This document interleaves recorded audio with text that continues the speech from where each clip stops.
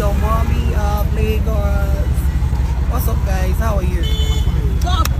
Yeah. They say convoy, so they need to slow down so that the convoy can. Guys, I've missed you guys so much. I can't wait to have you guys. I can't wait to have you guys, like, give you guys what I've missed, what you guys have missed. I'm here. We love you. Eniola. Okay, guys, please Eniola. Hello, guys. Finally, Bob is out to the glory of God. Thank God. We thank God for everything. Thank you, everybody.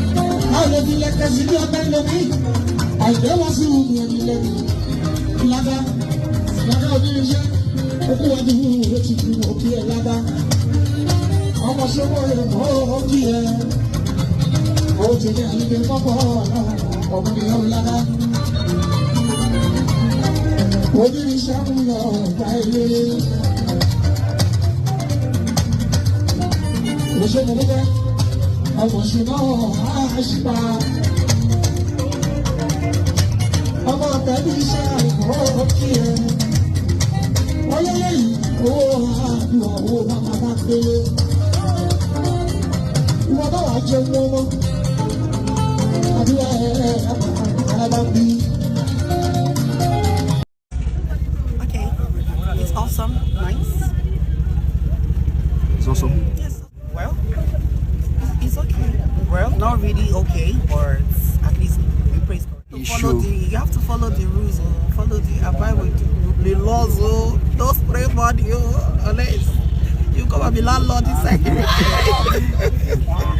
Stop spraying money, because trust me, it's not just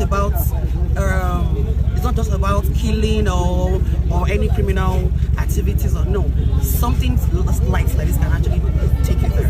So you need to break it. During this time, like, I'm only focusing on the good energy right now. People that are there for me, which are my friends.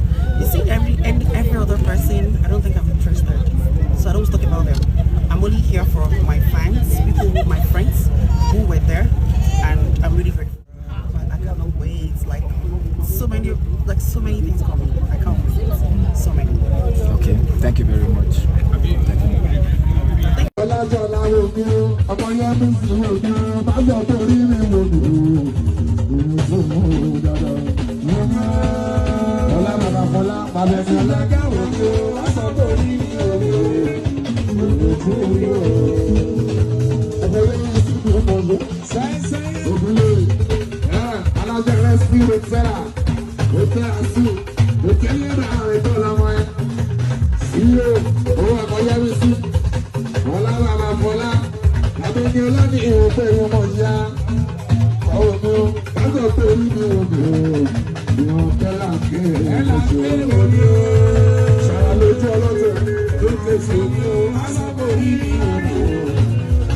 you.